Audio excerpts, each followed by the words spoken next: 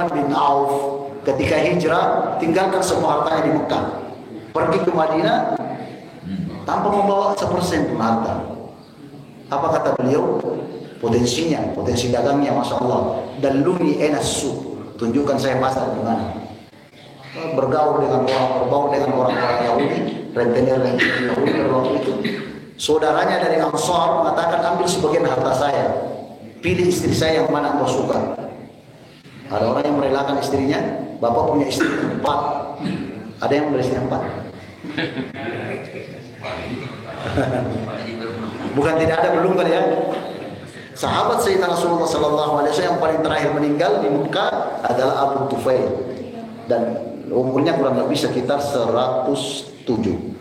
Dan sahabat yang paling terakhir meninggal di Madinah adalah Anas bin Malik, umurnya 93. Semoga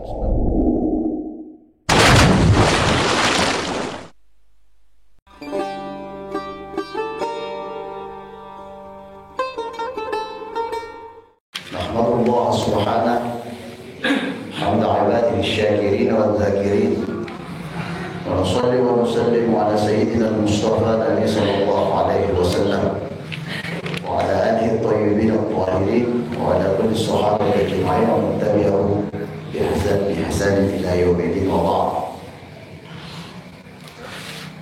Qala subhanahu ma kana Muhammadun aba ahadin min rijalikum walakin Rasulullah وخاتم النبيين وكان الله بكل شيء عليما. وقال تعالى يا أيها النبي إنا أرسلناك شاهدا ومبشرا ونذيرا وداعيا إلى الله بإذنه وسراجا منيرا. قال سبحانه إنا أرسلناك شاهدا ومبشرا ونذيرا لتؤمنوا بالله ورسوله وتعزروه وتوقروه وتسروه بكرة وأصيلا. Bapak Ibu berkat Allah Subhanahu wa taala, insyaallah kita akan memulai pembacaan kitab Sahabat di akhir bulan Februari, Jumadil Akhir. Mudah-mudahan insyaallah kita bisa meniru, paling tidak mendekati karakter-karakter, sifat-sifat, akhlak-akhlak daripada sahabat Sayyidina Rasulullah Sallallahu Alaihi Wasallam. Sahabat Masya Allah, kata Sayyidina Rasulullah Sallallahu Alaihi Wasallam, sebaik-baik generasi adalah generasi saya, kata Rasulullah Sallallahu Alaihi Wasallam. Apa pengertian sahabat? Kita bersahabat dalam bahasa ketika menjelaskan pengertian sahabat. Sahabat itu ada yang mengatakan berasal dari kata kerja sohibah. Sohibah artinya asyai'u bimuqaranati atau bimuqaralah atau muqaralah, sesuatu yang selalu berdekatan, sesuatu yang nempel, sesuatu yang beriringan. Muqaranah, muqaralah, itu sahabat. Artinya sahabat ini mempunyai pengertian tersendiri. Secara bahasa seperti itu, sesuatu yang menemani, sesuatu yang mengiringi, sesuatu yang mutakarib, saling berdekatan. Itu paling tidak itu kita dapatkan di dalam Al-Quran kata-kata. Ada kata-kata sahabat, kata dasarnya. Ada yang mengatakan berasal dari kata suhbah. As-suhbah al-mu'asyarah, mu'asyarah yang berhidup bersama, itu al-mu'asyarah. Wa ashiruhunna, dalam Al-Quran ditemukan wa ashiruhunna bil ma'ruf, dan hendaknya kalian hidup bersama dengan istri-istri kalian bil ma'ruf, sesuai dengan ketentuan uruf adat di sekeliling kalian. Wa ashiruhunna dari kata asyarah, al-mu'asyarah. Sahabat, ulama kita memberikan batasan secara syar'i bahwa mereka yang bersama dengan Sayyidina Rasulullah SAW, apakah itu hidupnya lama dengan Rasulullah SAW atau sekedar pernah duduk bersama, pernah melihat Rasulullah, itu dikatakan dengan sahabat, pernah melihat Rasulullah, pernah duduk bersama dengan Rasulullah walaupun sebentar. Itu dikategorikan sahabat. Baik, Pak Ustaz, orang yang mimpi ketemu dengan Rasulullah, bukan orang sahabat, bukan? Mimpi ketemu dengan Sayyidina Rasulullah SAW, apakah dinamakan sahabat atau tidak?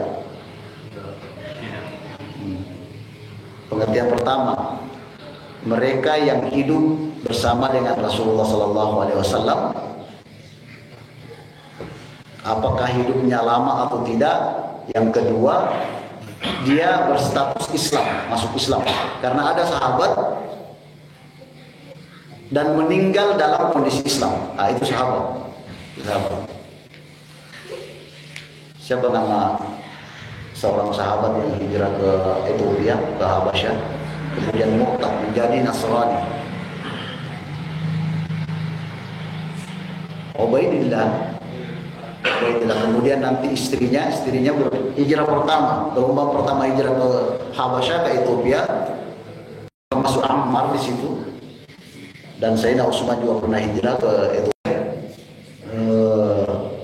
Namanya Ubaidillah, yang kemudian murtad menjadi penganut agama Ortodoks, Koptik, bukan Ortodoks, ya Ortodoks benar. Menganut paham Ahlu Habasyah, jadi Kristen Ortodoks pada waktu itu. Dan istri beliau namanya Ummi Habibah. Ummi Habibah kemudian ini diperistri oleh Sayyidina Rasulullah SAW. Jadi Rasulullah ketika melihat ini merupakan memberikan suatu kekuatan kepada gelombang pertama hijrah ke Habasyah. Pada waktu itu ada yang hijrah ke Madinah, ada yang hijrah ke Habasyah. Habasyah waktu itu meliputi Ethiopia, Eritrea, Djibouti, termasuk Yaman, sebenarnya kecil negara Yaman.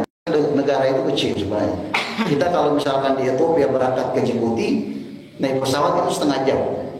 Dari sini ke daerah mana? Dari Jakarta ke Bandung, paling dekat. Tiketnya juga mahal, sama mahalnya sama tiket sekarang kayak kita di Indonesia. Dari Ethiopia ke Eritrea, Masya Allah, Eritrea itu negara penduduknya Muslim semua. Ketika hijrah pertama, pada waktu itu dipimpin oleh seorang raja, Kin Najashi, An-Najashi. Orang tahu ditanya orang-orang Ortodoks di sana, An-Najashi itu masuk Islam atau tidak? Mereka mengatakan enggak, tidak masuk Islam. Mereka mengatakan tidak masuk Islam. Padahal makamnya ada di satu tempat di daerah Ethiopia itu. Kalau dari Addis Ababa kita naik pesawat lagi 42 menit dari Addis Ababa. Itu makam Kin Najashi, di situ sudah ada tulisannya bahwa yang dimakamkan di sini orang yang percaya la ilaha illallah Muhammad Rasulullah. Berarti Kin Najashi merupakan Muslim.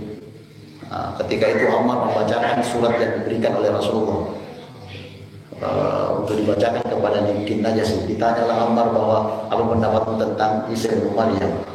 Disampaikan bahwa apa yang ada di Taurat ada, itu yang disampaikan oleh Ammar pada waktu itu. Baiklah, murtad masuk dan menganut paham Ortodoks, beragama Ortodoks pada waktu itu. Dan juga istri Ubaidillah kemudian diperistri oleh Sayyidina Rasulullah SAW. Jadi sahabat yang mati dalam Islam, itulah sahabat. Yang tidak melihat dengan Rasulullah, yang tidak melihat Rasulullah tapi sesama dengan Rasulullah, berarti bukan sahabat. Orang-orang Yahudi yang sesama dengan Rasulullah, berdebat dengan Rasulullah, itu bukan sahabat. Orang-orang Nasrani hidup bersama dengan Rasulullah di Mekah, di Madinah, kemudian tapi tidak Islam dan meninggal dalam kekafiran. Demikian halnya ada seorang Nasrani yang bertemu dengan Rasulullah, kemudian pada bulan atau tahun berikutnya ketika Rasulullah SAW meninggal, kemudian dia masuk Islam, itu juga bukan sahabat. Itu sahabat. Ini pengertian diberikan oleh ulama kita. Sahabat itu kurang lebih tidak bisa diidentifikasi berapa total jumlahnya. kurang lebih sekitar ada yang menaksir 100.000 sahabat. Ketika perang Badar, berapa jumlah total sahabat di perang Badar? Yang kemudian dijanjikan bahwa semua dosa kalian diampuni oleh Allah. Sekarang i'mal ma syi'tum fa inna ghafartu lakum. Kalian lakukan apa yang kalian inginkan. Dapat otoritas dari Sayyidina Rasulullah, lakukan apa yang kalian lakukan. Kita mungkin kalau dapat otoritas seperti itu, wah enak juga nih, dapat apa namanya, otoritas dari Rasulullah untuk melakukan apa saja yang kita lakukan. Faina, karena kalian sudah diampuni. Sudah 300 jumlahnya sahabat. 300, ada yang riwayat mengatakan 310 sahabat di perang Badar. Total sahabat itu ada yang menaksirkan kurang lebih sekitar 100.000 sahabat. Akan tetapi itu penaksiran karena sahabat itu menyebar ke semua arah. Bahkan ada yang meriwayatkan bahwa ada yang sampai di Ciamis di zaman Rasulullah. Ada riwayat mengatakan, wallahu a'lam keabsahan riwayat ini, karena sekarang kita lagi menggali umat Islam, terutama yang ada di Nusantara, di Indonesia, menggali hubungan sejarah antara Indonesia dengan Khalifah Utsmaniyah dan Khalifah Rasyidin. Ada yang meriwayatkan bahwa Sayyidina Ali pernah sampai di Pasundan. Pasundan mana Bapak? Dari situ Parayangan. Situ pernah sampai. Artinya dari 100.000 kurang lebih orang-orang yang bersama dengan Rasulullah SAW itu diberikan kemampuan yang sangat, masya Allah, kemampuan yang luar biasa, sehingga menyebarkan kemana-mana. Ada yang ke Yaman, ada yang ke Syam, ada yang ke Hijaz, ada yang ke Habasyah, ada yang macam-macam, sehingga sulit diidentifikasi. Dan mereka semua membuat koloni-koloni dan menjadi penganut Sayyidina Rasulullah SAW yang sangat kuat pahamnya kepada Allah Subhanahu Wa Taala dan Sayyidina Rasulullah. Itu sahabat. Dan sahabat yang paling terakhir meninggal dengan umur seri riwayat Imam Bukhari meriwayatkan bahwa sahabat yang paling terakhir meninggal yang pernah melihat Sayyidina Rasulullah SAW itu Abu Tufail. Umurnya kurang lebih sekitar, Abu Hurairah meriwayatkan umurnya 107 dan dia meninggal 107 Hijriah. Berarti umurnya dia bertemu dengan Rasul dan riwayat beliau menyampaikan, bagaimana kamu menemui Rasulullah? Bahwa sayalah orang yang ada di bumi ini satu-satunya yang melihat Rasulullah. Satu-satunya orang, ratusan jumlah penduduk bumi ini, Abu Tufailah yang satu-satunya yang pernah, sisa beliau yang melihat Rasulullah SAW. Beliau mengatakan bahwa pertama kali saya ketemu dengan Sayyidina Rasulullah ketika di Ruknul Yamani di Ka'bah. Ketika Sayyidina Rasulullah perang pembukaan kota Mekah, ekspansi kota Mekah, beliau tawaf dengan para sahabatnya. Disitulah Abu Tufail melihat Sayyidina Rasulullah SAW. Beliau menggambarkan bahwa Rasulullah seperti ini gambarannya, tubuhnya tegap, sadru wa batnuhu sama, dada dengan perutnya sama. Paham nggak dari dada perutnya sama? Berarti bodinya bagus, tegap beliau. Jadi harus dijaga nih. Saya selalu malu ketika membaca kata-kata itu, bahwa kita tidak bisa menjaga perut kita ini buncit ke depan. Kadang-kadang kita udah olahraga, udah lari, tapi masih aja buncit. Sayyidina Rasulullah SAW dadanya tegap, lebar, kemudian perutnya sama. Perutnya tidak lebih maju daripada dadanya. Dan kebanyakan umat Islam sekarang mungkin karena di masjid terus, kurang olahraga, kurang pergi berperang, kurang main kuda, kurang latihan panah dan segala macamnya, perutnya offside lebih ke depan. Artinya itu menyalahi sunnah, daripada Rasulullah Sallallahu Alaihi Wasallam. Para sahabat diberikan memiliki potensi, bahkan Al-Quran sangat memuji para sahabat Sayyidina Rasulullah Sallallahu radhiyallahu anhum wa radu an. Mereka sudah diridhoi oleh Allah Subhanahu dari langit. Wa radu an, mempunyai status spesial di sisi Rasulullah dan di sisi Allah Subhanahu wa taala. Kita lihat ayat-ayat yang berkenaan dengan para sahabat.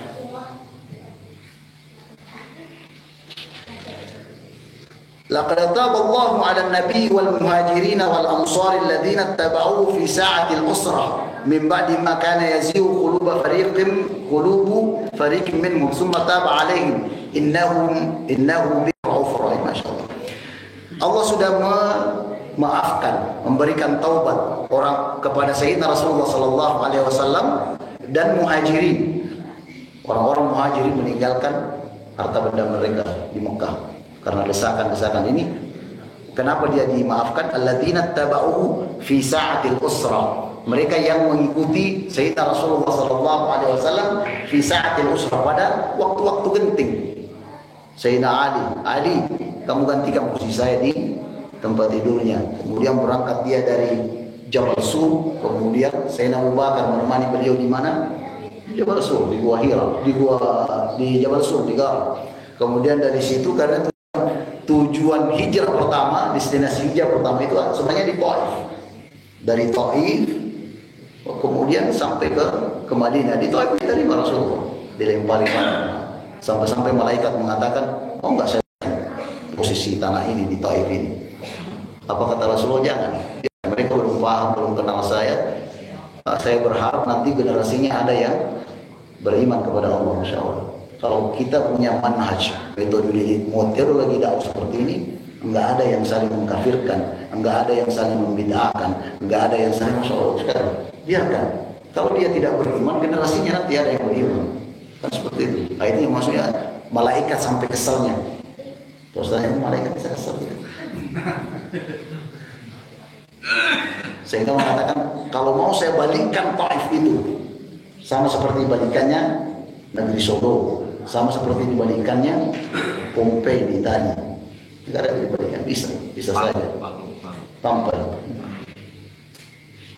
Dari Taif ini ada sahabat yang hijrah lebih awal daripada Rasulullah SAW. Tahu siapa yang menjadi guide dari perjalanan hijrah ini? Seorang Nasrani. Tapi dia tidak dikategorikan dengan sahabat karena dia tidak beriman kepada Allah. Syarat tadi kan beriman kepada Allah. Syarat Rasul SAW beriman kepada Allah, kemudian dia meninggal dalam keislamannya. Ubaidillah tidak dinamakan sahabat karena meninggal murtad. Ada orang Nasrani kemudian nanti setelah Rasulullah wafat baru meninggal, itu juga tidak dikategorikan sebagai sahabat. Ada sahabat yang lebih awal hijrah, Masya Allah, perjuangannya. Dari Taif ini karena tidak diterima dakwanya, kemudian pindah. Kemudian melanjutkan perjalanannya, final destination adalah Madinah. Pada waktu itu bukan Madinah namanya, masih namanya apa? Yasrib. Madinah yang tadi kenapa dinamakan Madinah? Karena dia tertata rapi. Bukan saja infrastrukturnya, tapi keyakinan, ibadahnya, syariatnya ditata rapi. Makanya dinamakan tamadun, budayanya, sakafanya, semuanya. Kemudian pindah ke infrastruktur. Bangunan-bangunan diperbaiki, irigasi. Nanti perkembangan Islam kan seperti itu. Hubungannya antara orang-orang Yahudi, di situ ada Bani Nadar, Bani Ka'ab, Bani, banyak sekali orang-orang Yahudi di situ, dan ada orang-orang Nasrani. Ketika Islam lebih sudah menguasai, baru pindah ke infrastruktur. Fondasinya masalah keimanan, masalah akidah yang dikenai oleh Rasulullah. Makanya dinamakan Madinah. Madinah pembentukan karakter masyarakat itu yang harus diutamakan. Coba bisa dibayangkan berapa banyak negara-negara dihancurkan oleh Allah Subhanahu wa taala karena hanya memperhatikan unsur materinya saja. Unsur ruhinya tidak diperhatikan, tidak dikembangkan, tidak dibina, dihancurkan. Antakia sama meganya dengan Roma, suku Madian, sama meganya dengan negara-negara yang mempunyai superpower. Apa kekurangannya infrastruktur yang dibangun oleh orang-orang dulu? Coba perhatikan Bapak Ibu mereka. Model teknologi dan pengembangan yang kita temukan sekarang di Indonesia, bahkan di seluruh negara-negara yang ada di dunia ini, itu tidak ada yang memihak ke alam. Hancurkan gunung, kemudian bawa tanahnya pindahkan ke sini. Kan seperti itu pembangunannya sekarang. Coba perhatikan negara-negara warisan budaya infrastruktur yang pernah dibangun di negara-negara Syam, di negara-negara Italia, itu semuanya di gunung-gunung yang dipaham. Berarti tidak memindahkan.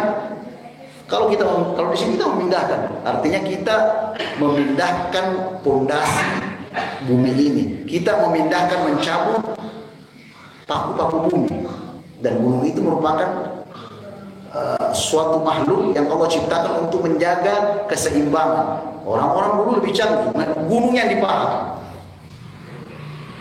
Nah sekarang tidak, kita menghancurkan. Jadi teknologi yang dikembangkan orang-orang dulu itu alami, memihak ke alam. Kalau sekarang tidak. Bahkan sampai di zaman Rasul di Madinah seperti itu, Masya Allah. Perhatikan mereka semuanya padang sahara waktu itu. Kemudian dikembangkan oleh Rasulullah, akidahnya ditata, syariatnya dimantapkan, kemudian bangun infrastruktur. Dan seharusnya seperti itu pandangan kita. Dalam Islam seperti itu. Infrastruktur nggak ada apa-apanya. Sayha wahidah, satu teriakan dari Allah, Antakya hancur.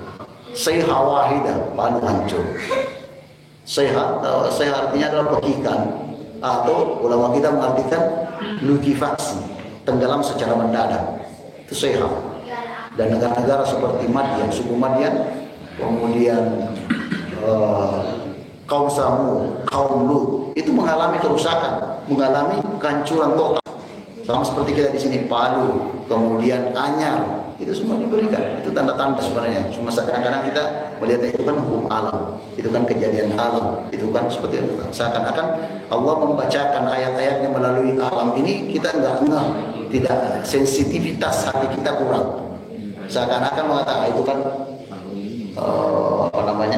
kejadian alam, itu kan fenomena, itu kan macam-macam alasan-alasannya. Sahabat Sayyidina Rasulullah SAW yang paling terakhir meninggal di Mekah adalah Abu Tufail, dan umurnya kurang lebih sekitar 107. Dan sahabat yang paling terakhir meninggal di Madinah adalah Anas bin Malik, umurnya 93 tahun. Saking terdatanya kita mendata TKK saya susah. RT 1 berapa? RT 2 berapa ini yang susah? Coba perhatikan sistem yang ada di Islam. Kata-kata bin itu ketahuan kan? Ini anaknya siapa? Oh, bin Muhammad. Oh, anaknya Muhammad. Muhammad siapa nih? Muhammad ini. Itu sensus penduduk. Beda dengan kita sekarang, generasi milenial sekarang ini. Namanya siapa? Abdillah. Nama-nama artis semua. Kemudian bin siapa jelas binnya siapa. Bin itu bukan sekadar bin saja, tapi itu sensus. Oh ya, anaknya ini, anaknya lahir dari hasil perkawinan yang sama tidak? Nah, itu ketahuan. Sensus. Jadi simpel, bisa didata. Orang sekarang coba bisa dibayangkan orang-orang Arab sekarang kalau ditanya siapa nama orang tuamu ini, siapa namanya kakekmu ini, siapa nama buyutmu ini, siapa yang sampai Sayyidina Utsman, sampai kepada Abu Bakar, sampai. Kalau kita di Indonesia 3 generasi udah nggak ketahuan siapa ya. Seperti itu. Siapa ya kira-kira? Ini sensus, gampang ketahuan gitu, bahwa ini sahabat ada yang pernah ke sini, sahabat ada pernah yang tinggal di sini, sahabat seperti itu. Dan di antara ratusan ribu sahabat ini ada yang digembirakan sebagai penduduk surga. Siapa namanya penduduk surga? Mubasyirin bil jannah, 'asyaratun mubasyirin bil jannah. 10 sahabat yang diberikan oleh Allah Subhanahu wa taala dan Sayyidina Rasulullah sebagai penduduk surga. Di sini ada ahli orang ketapang di situ, orang jihad. Sahabat Sayyidina Abu Bakar, Sayyidina Umar, Sayyidina Utsman, Sayyidina Ali, Abdurrahman bin Auf, Sa'id bin Yazid. Ini orang-orang yang digembirakan oleh Sayyidina Rasulullah SAW sebagai penduduk surga. Mereka semua gigih. Sayyidina Abu Bakar habis hartanya semua. Ketika ditanya oleh Sayyidina Rasulullah SAW, siapa yang puasa hari ini? Qala ana ya Rasulullah. Ada Abu Bakar, saya yang puasa. Hari ini siapa yang mengantar jenazah? Saya ya Rasulullah. Hari ini siapa yang pergi menjenguk orang sakit? Saya ya Rasulullah. Hari ini siapa yang memberikan makan fakir miskin dan anak yatim? Saya ya Rasulullah. Itu Bakar. Semua sahabat punya karakter masing-masing. Umar, Masya Allah. Umar itu bukan manusia aja yang takut kepada beliau. Syaitan kalau berpapasan dengan Umar, insalaka Umar tarikan wa wajah syaitan salaka syaitan tarikan akhar. Kalau ada setan yang berpapasan dengan Umar, setan itu jalan lain, nggak mau ketemu sama Umar. Coba perhatikan, artinya kuat sekali. Saya Umar Al-Faruq, di tangan beliau ini ekspansi Islam, masya Allah, sampai ke Syam, sampai ke Persia, dikuasai semua, ekspansi. Palestina, artinya kalau kita sekarang perjuangan Palestina, perasaan Palestina nggak kelar-kelar dari zamannya Arafat, mesti kan Arafat itu yang ke kiri ke kanan mengangkat lobi-lobi sampai sekarang belum kelar-kelar. Padahal itu merupakan amanah daripada Islam dari Khalifatul Umar ketika ditaklukkan Palestina pada waktu Quds. Kemudian selanjutnya ditaklukkan oleh Salahuddin Al-Ayyubi. Sekarang kita generasi sekarang kusur, sudah malas, bakhil lagi. Ketika diminta sesuatu susah untuk mengeluarkan hartanya. Ada seorang panglima perang orang salih pada waktu itu mengatakan, kalian jangan memberikan nasihat kepada pasukannya. Dia lakukan survei, kira-kira masih ada nggak sahabat dia itu yang di Makkah dan Madinah, masih ada kayak hidup. Kalau masih ada sahabatnya yang hidup, jangan coba-coba serang, jangan coba-coba berperang dengan, karena para sahabat ini memang membutuhkan. Orang perang itu ingin menang, kan sebenarnya orang perang itu, orang dalam peperangan, kalau perangnya sifatnya materi, pasti tendensinya menang. Tapi sahabat Sayyidina Rasulullah SAW perang untuk apa? Mendapat kedudukan di sisi Allah, syahid. Siapa yang tidak ingin syahid? Yang mendapatkan kehidupan jauh lebih bagus dari kehidupan dunia.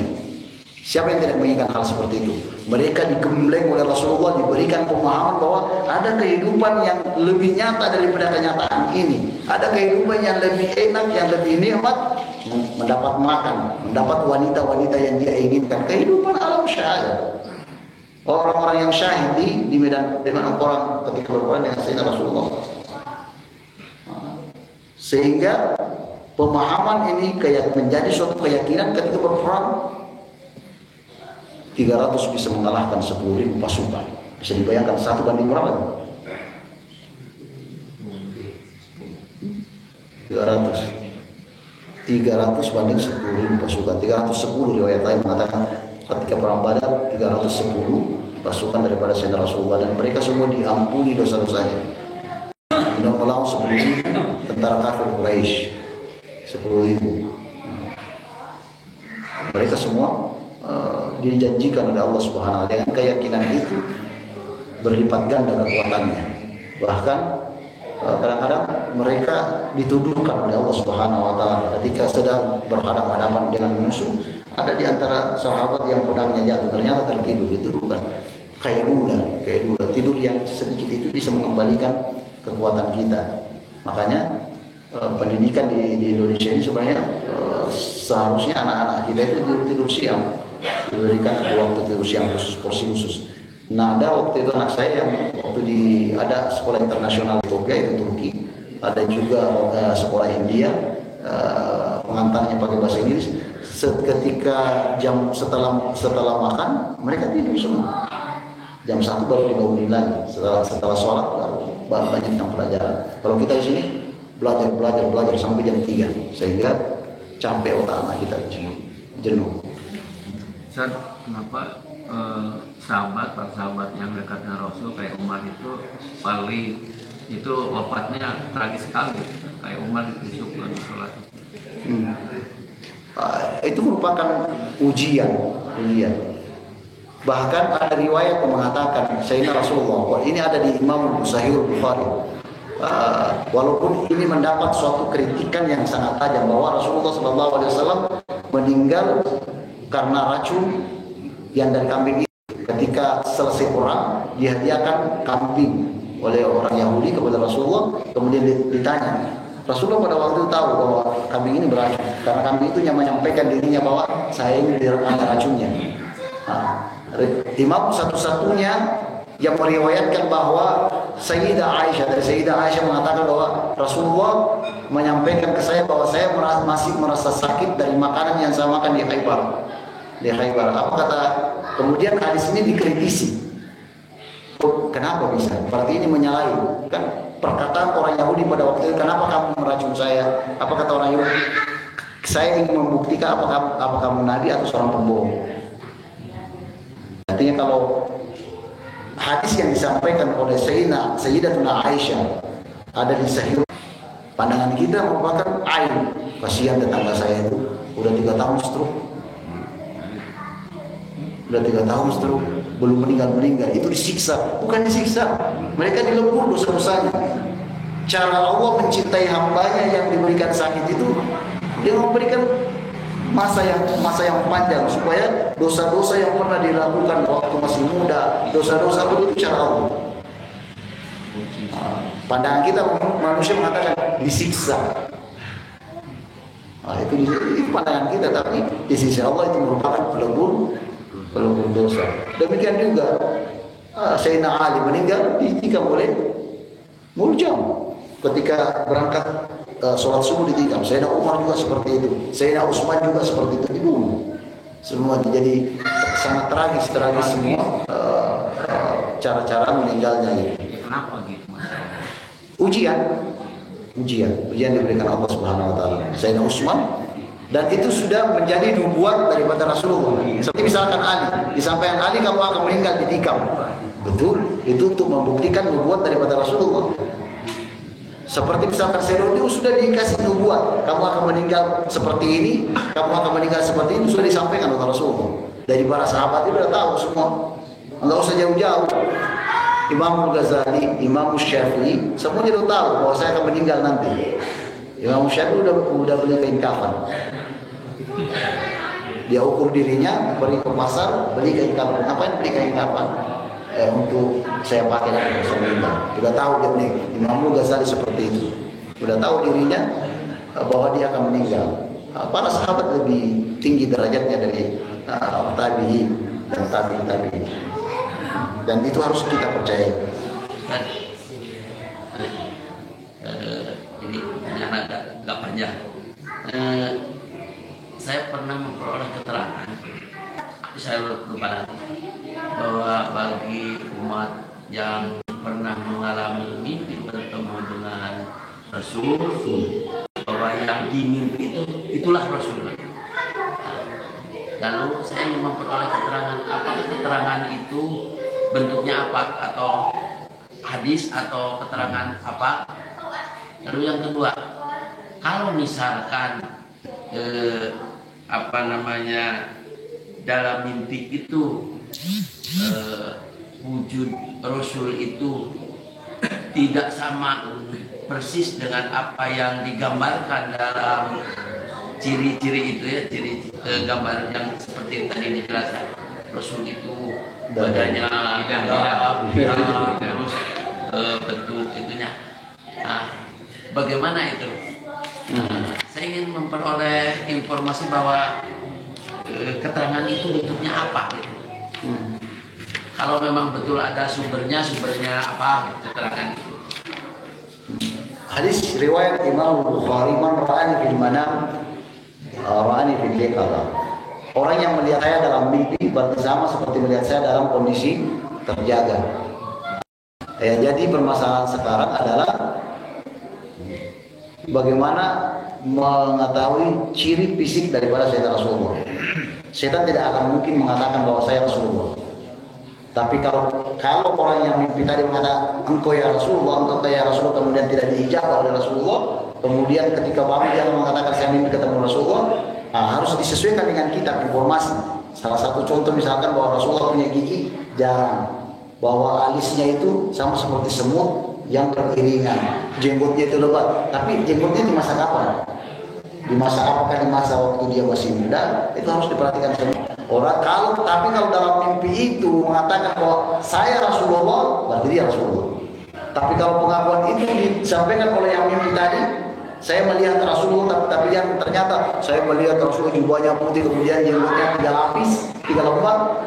Pengakuan dari yang mimpi, berarti bukan. Karena Rasulullah tidak mempunyai jenggot yang kayak sarang lebah. Rambutnya melebihi telinganya. Seperti itu. Jadi betul. Tapi kalau mengatakan saya adalah Rasulullah, berarti itu betul Rasulullah. Karena setan tidak berani. tidak diberikan opportunity untuk mengatakan bahwa saya Rasul. Nggak bisa menyerupai. Nah, kadang-kadang ada yang cerita yang di YouTube itu bahwa saya bermimpi Rasulullah, katanya Rasulullah seperti ini. Jauh sekali dari kitab-kitab yang Bidayah wal Nihayah bisa disampaikan. Bahkan di sini disampaikan, saya bacakan sedikit tentang karakter supaya siapa tahu Allah memberikan kita rezeki bermimpi dengan Rasulullah SAW. Ya Rabb, qul amin, amin Bapak-Bapak.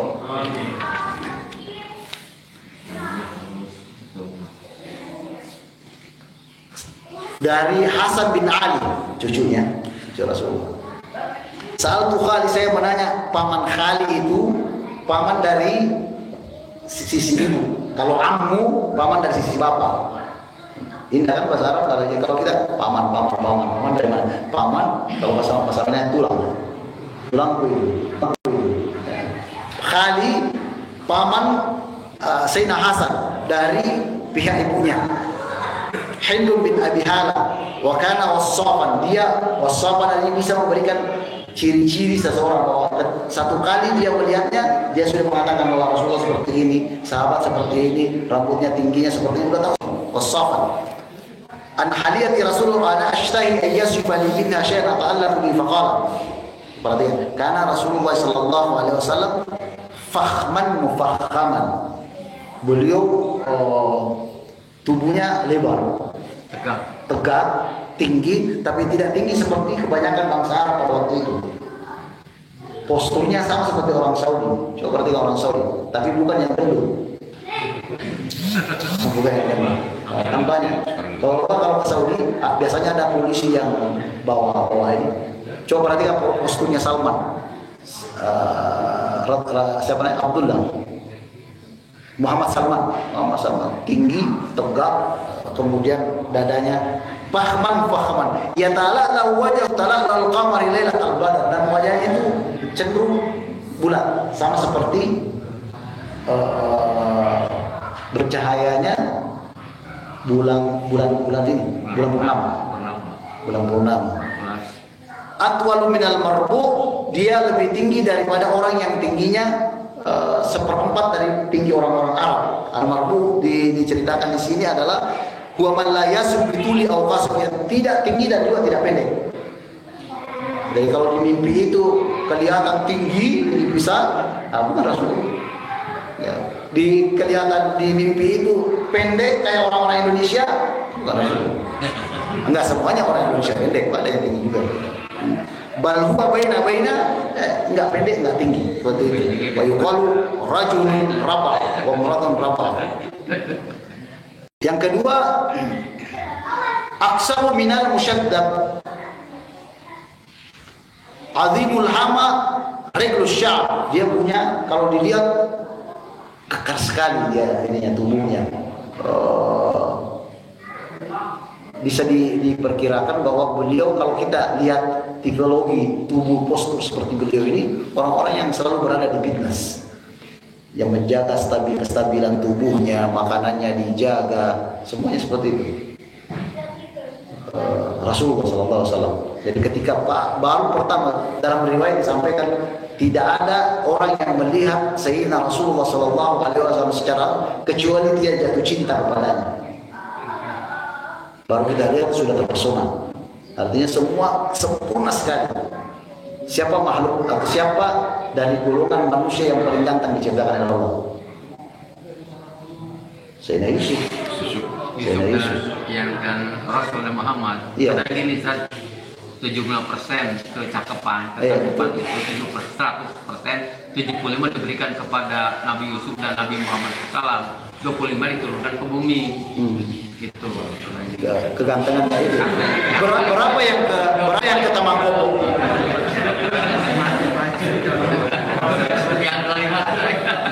Berapa yang kegantengan itu, berapa yang diturunkan ke Tamangkopo? 0,sekian%. Sayyidina Yusuf, Bapak yang dimuliakan Allah, kalau dia duduk bersama dengan teman-temannya, saudara-saudaranya, itu yang lain ikut ganteng. Kalau kita kan sekarang duduk sama artis, yang sampingnya tambah jelek, yang semakin ganteng yang artisnya. Jadi fokus kamera itu yang gantengnya, yang lainnya mah hancur. Kalau di zaman Sayyidina Yusuf, yang sampingnya ini kena biasnya kegantengannya. Gitu. Dan Sayyidina Rasulullah kegantengannya hampir sama dengan Sayyidina Yusuf. Dan itu terpesona semua orang. Baru melihat sudah terpesona. Pernah lihat nggak filmnya yang, tapi nggak pernah diperlihatkan. Muhammad the Messenger of God. Itu bagus movie itu. Saya suka putar film itu, walaupun dia skenario atau film, tapi gambarannya masya Allah sesuai dengan hadis yang disampaikan oleh ulama-ulama terdahulu masalah bahwa Rasulullah seperti ini waktu masa kanak-kanaknya, kemudian dewasanya, masya Allah. Nah, itu bisa menggugah perasaan kita, meningkatkan kecintaan kita kepada Sayyidina Rasulullah Sallallahu Alaihi Wasallam.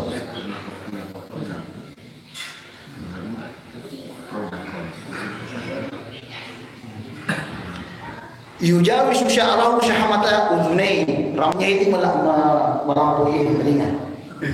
Rambut Rasulullah SAW. Kalau di sekolah sekarang kan tak boleh anak-anak kita dipanjang rambutnya. Tangannya halus. Tangannya halus sekali. Dan aromanya insya Allah Ummu Habibah Ummu Salamah di Madinah pada waktu itu malam-malam dia kasih wadah keringat Rasulullah SAW, dan keringat Rasul itu bisa jadi parfum dan diberikan kepada anak-anaknya. Kalau keringat kita mungkin ya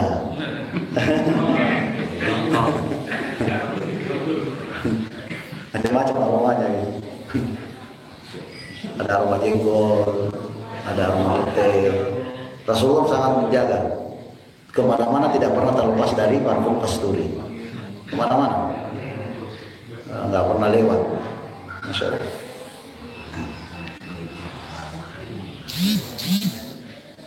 Azhar al-launi wasi'ul jubain, dan Rasulullah punya yang agak luas ininya di depannya. Yang ini juga jubainnya juga luas. Jadi tegak sudah kekar, kemudian gambarannya seperti itu. Begitu tadi kalau misalkan dalam mimpi ketemu orang tadi menceritakan saya melihat kasihan Rasulullah kurus pisan. Nah itu kan jenggotnya 3 lembar kata. Nah ini yang paling nyata saya. Sawaul batna was sadr, posisi dada dengan perutnya itu rata. Jadi enggak harus perlu minum minuman yang bisa mengecilkan perut kita. Nah itu gambaran daripada Sayyidina Rasulullah SAW. Insya Allah ada pembahasan khusus ini, saya belum baca. Jadi mudah-mudahan nanti kita dapat informasi yang lebih mengakar, sehingga kita bisa rindu kepada Rasulullah, meningkatkan kerinduan kita kepada Rasulullah SAW. Perbanyak salawat, insya Allah bisa. Berapa kali saya minta setiap muter, ya Allah karuniakan saya ru'yatan wajah Nabi Muhammad SAW. Karuniakan, tapi belum ada jodoh, belum ada. Di YouTube saya lihat orang-orang yang pernah bertemu dengan Rasulullah dalam mimpinya, termasuk yang di Indonesia ini. Mbah Maimun misalkan pernah ketemu dengan Rasulullah dalam mimpi. Allah itu pengakuan ya. Senang melihat orang-orang yang pernah ketemu dengan Rasulullah dalam mimpi. Banyak para habaib itu pernah ketemu dengan Sayyidina Rasulullah SAW. Artinya kita tanya-tanya untuk memberikan kita sugesti, memberikan kita keyakinan supaya Allah membukakan mata kita untuk ketemu dengan Rasulullah. Makanya selalu minta, kalau dosa-dosa saya menghalangi saya berjumpa dengan Rasulullah, rahmatmu jauh lebih luas ya Rasulullah, ya Allah, untuk menjadikan Rasulullah nampak di tutup mata gitu. Karena dia akan datang sesuai dengan kadar keimanan kita kepadanya. Kita pernah baca dalam buku itu, yang mimpi Rasul itu rata-rata dia itu hafal Quran, hafiz, dan hafal hadis itu. Rata-ratanya yang pernah mimpi dengan Rasul di zaman-zaman yang pas Rasul ke sini. Betul. Yang Al-Qurannya udah luar biasa sama hadis. Kan semakin banyak kita mematuhi perhatian. Biasanya kalau kita tergantung kehidupan sehari-hari. Kalau sehari-harinya mikirin kain aja, mimpinya juga kain. Cigondeo. Mimpinya seperti itu. Kalau mimpinya Ada seorang pemuda, bagaimana datang kepada seorang kiai, gimana caranya saya supaya mimpi dengan Rasulullah SAW. Diberikan dia info teknik ya, tips. Begini loh caranya mimpi ketemu Rasulullah. Tapi pembelajaran kiai ini tidak langsung mengatakan bahwa ada harus spirit tertentu dan segala macamnya. Kemudian digambarkan, diajarkan secara ideologis dulu, secara alami. Sebelum tidur dia tidak dikasih air minum, dari sehari nggak minum, karena di otaknya itu minum. Ketika tidur, yang ada dalam tidurnya itu banjir, karena pingin air. Kok kayaknya menit 3 pisan gitu, dari siang nggak dikasih minum. Nah, itu kita padahal itu dikasih pelajaran. Nah, setelah itu apa yang kamu mimpikan semalam? Saya mimpi banjir ya. Paham maksud saya? Paham. Apa maksudnya gitu? Selama kita pembacaan kita tentang Sayyidina Rasulullah yang memenuhi pikiran kita, yang memenuhi hati kita, itu juga yang akan datang di dalam tidur kita. Karena itu kan alam bawah sadar, bukan alam syahadah, alam bawah sadar. Kalau setiap harinya kerja ngitung uang, dalam mimpinya juga uang. Aduh gila gini, banyak nggak ada seperti itu. Macet lagi gitu. Seperti itu. Jadi kalau ingin bertemu dengan Rasulullah, mudah-mudahan dengan kita belajar hayatus sahabat, mengetahui dengan karakter-karakter daripada Sayyidina Rasulullah SAW, posturnya bagaimana, akhlaknya bagaimana, Allah memberikan kita membuka hati kita, dan itu merupakan rahmat. Allah memberikan rahmatnya supaya kita berjumpa dengan Sayyidina Rasulullah SAW. Mau kalau apa ketemu Rasulullah? Mau pasti. Dan orang yang bertemu Rasulullah, Masya Allah, itu sudah dijamin jaminannya.